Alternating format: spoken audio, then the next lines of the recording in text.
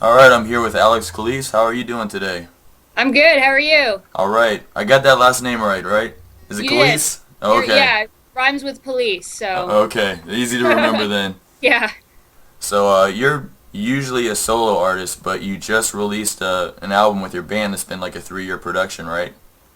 Yes, 3 long, arduous years for sure. It's been nothing but blood, sweat, and tears for that project, but we're really, really happy with it. It came out, just awesome. It's like a kind of an art rock kind of production, and we did it all ourselves at our studio, which is behind me. So we did everything on Logic, actually on this computer that I'm on right now.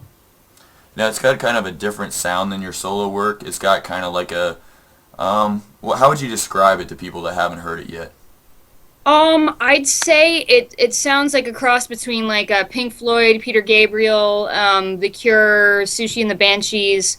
But it's really dark, introspective kind of lyrics, and the music is very soundscapey and like moody, brooding kind of music, and it's more of an experience. It's a concept album, so I think it's the kind of album that you'd have to listen to from start to finish. It's hard to just pick out one song and say, okay, hey, that's Sound of Cancer. It's kind of a conceptual thing.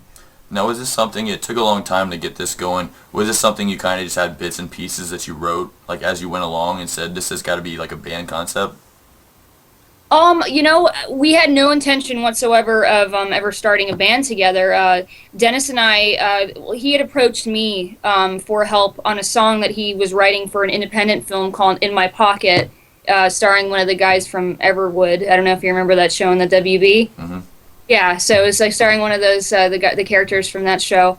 And he just wanted some help with the writing of the chorus, so he called me in and he asked me for some help, and I'm like, okay, cool. I can help you with this, and we just started working together, and we just found this is a really great formula, and he has. My influences are primarily like grunge and blues and rock and everything, and his are kind of on the more like Pink Floyd kind of side. So when we came together, it just created a really cool sound. And we were originally just writing some songs for licensing purposes for like television and film, and then it came together, and an album just kind of uh, coagulated.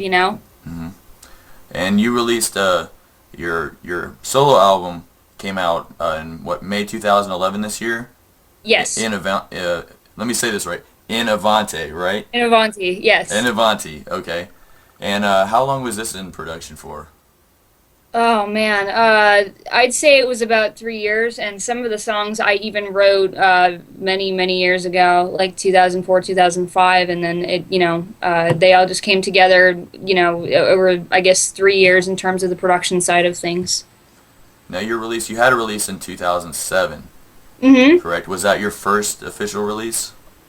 First official solo release, yeah. I did some EPs with some other bands and stuff like that, but this solo project is obviously it's me. It's Alexx Calise. It's more of a reflection of me, and it's what I feel the most comfortable doing. So yes. So what do you think the main differences between that 2007 album and the one you just released this year? It's drastically different in terms of the sound and production. The songwriting, I think, is pretty similar because I do a thing called lyrical compression a lot. Where I'm a writer. So I like to consolidate a lot of words into each verse and chorus and everything. But in terms of the production, like the producer I worked with on the first record, he was more of like a raw kind of production guy, and Luigi, the guy that I did the second album with, he's worked with like Madonna, Shakira, The Killers. So you definitely hear that dance and remix kind of influence in there as well. That's why it's rocktronica. Okay. So now you have a video that came out for "Break Me," which is off your Hmm. album, which you're basically murdering a teddy bear in Yes. the video.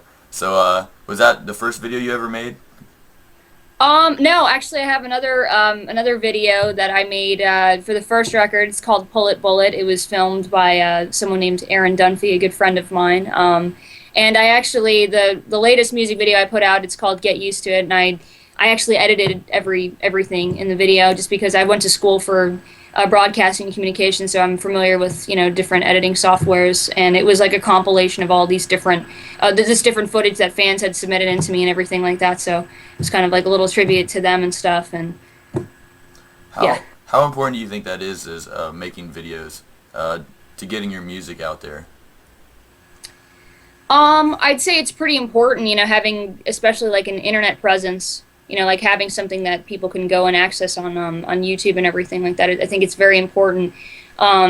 Just because, for example, I have a lot of fans overseas or just in different areas of the world, and I can't always get over to go and play for them. So it's, I think the easiest way to access as many people as possible, by having a video or something that they can look at it, on YouTube.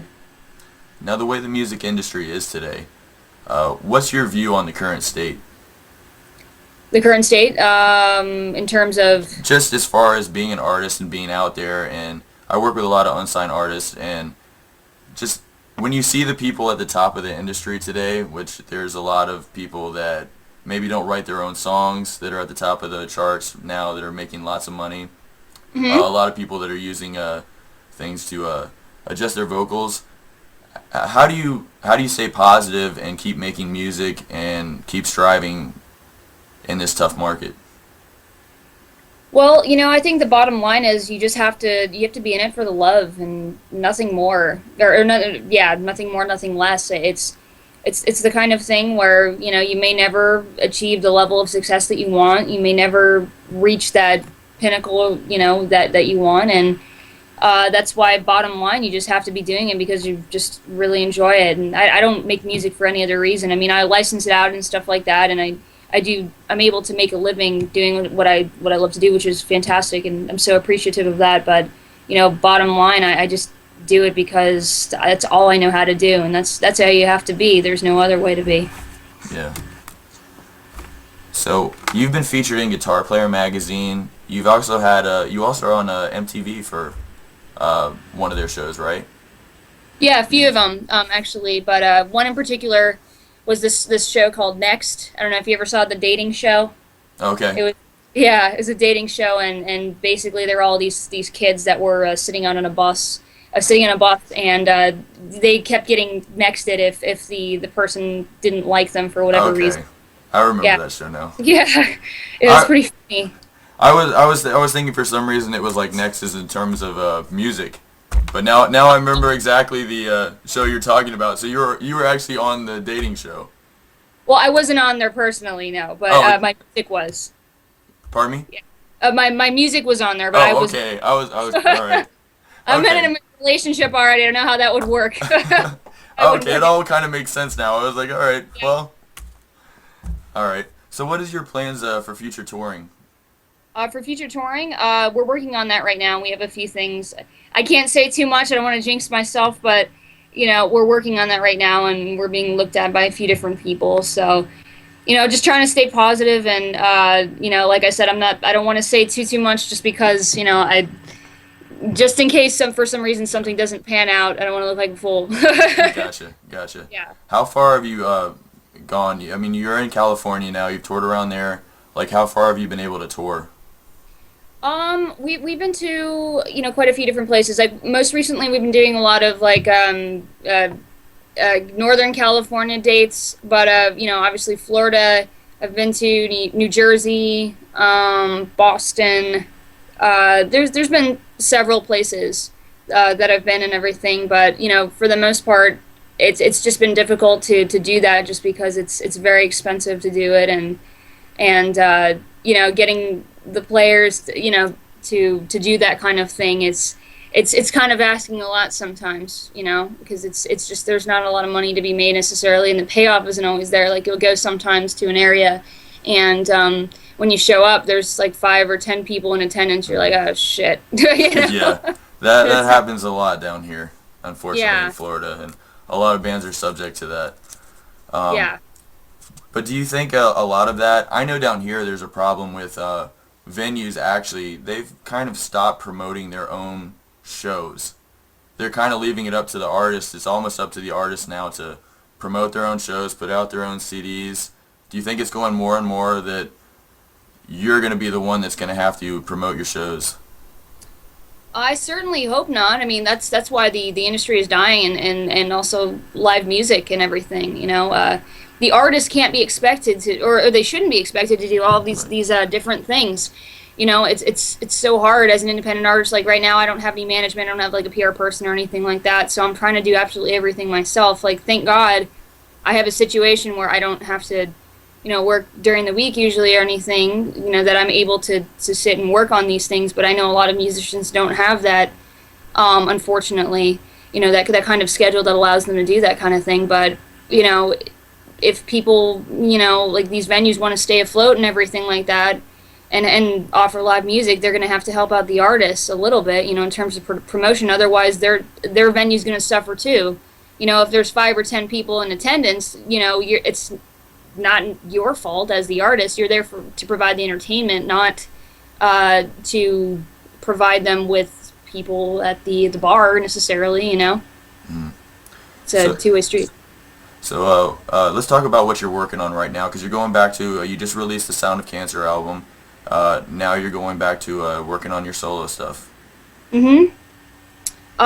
It's kind of weird because Sound of Cancer is such a concept album, and I have a little bit more leeway. It can be a little bit more artistic. Not to say that my solo project can't, but now I have to get back into that solo project mindset. In that, I have a rock project, so it's I have to start thinking about that again, because my project is more on the aggressive side, whereas Sound of Cancer is just like heroin music. Like, you can just sit back and you're like, But I have to get back into that kind of mode. It's been a little bit difficult trying to get back into that mode, but I'm working on it now. I have most of the album written, so. Now, your song Cry that you released, now that song seemed to really, really take off and like kind of resonate with people. There's a lot of people covering it. Is that probably your most popular song as far as your releases? In terms of my releases, I'd say that's probably one of the most popular, alongside Pull It Bullet. I had a lot of success with that one. In terms of licensing, and also, like, for example, it was on the 2010 Women of the CrossFit Games promo, and it was really weird. Because like these licensing agencies that I work with, they don't necessarily tell you every time you have a placement. So I had all these bodybuilders and stuff that were contacting me on Facebook, and they're like, "I love your music." I'm like, "Oh, that's great," but they're like, it just seemed like it was there had to be some kind of pattern there. I'm like, like all these beefcake-looking people were like requesting me and stuff. I'm like, where did my music get licensed this time? But I'd say that probably, Cry and Pull It Bullet have been the most successful ones, to make a long story longer. Okay. Yeah. Now, when a song like that, I mean, because a lot of your songs are rock, and like, was that the song you wanted to, or would you rather have Break Me? Would you rather have that been the song? Were you like kind of like, oh, I wish this would have been the song that people really gravitated toward? Well, to be honest with you, I had no idea that Cry was going to be the one to hit. And even funnier was it was on this dance show, and all these, like, this little girl, she did like this amazing, beautiful dance to the song, and that would not have been the medium that I thought that it would, that it would appear in at all. I was kind of hoping, I guess, for Break Me, just because, it shows that I'm a rock artist and everything, and now all these people that are into the Dance Mom show, they see my other material and they're like, what the hell is this, Because it's so drastically different. Like, it was the sole ballad on that entire record, and that was the one that took off. So, I mean, you can't, you just can't predict what's going to happen, and I'm glad that anyone gave enough of a shit to use any song on the record, so I'm grateful, I'm totally grateful. Yeah, I mean, I like Break Me better, but I like the rock stuff. I guess there's a lot of sad people out there, I guess, maybe that like that song. Maybe emo's kind of big right now, so maybe people are sitting at home in the dark. I'm not sure. Well, I'm kind of in the dark here, but yeah, you're totally. I got my emo background and going here, so I'm gonna listen to Cry right after this interview. Okay. But why don't you just give people a final promo of where they can check you out, where they can find you? Okay, well, they can. You just Google Alexx Calise, and I'm on pretty much all the social networking sites and everything. You can go to alexxcalise.net, soundofcancer.com.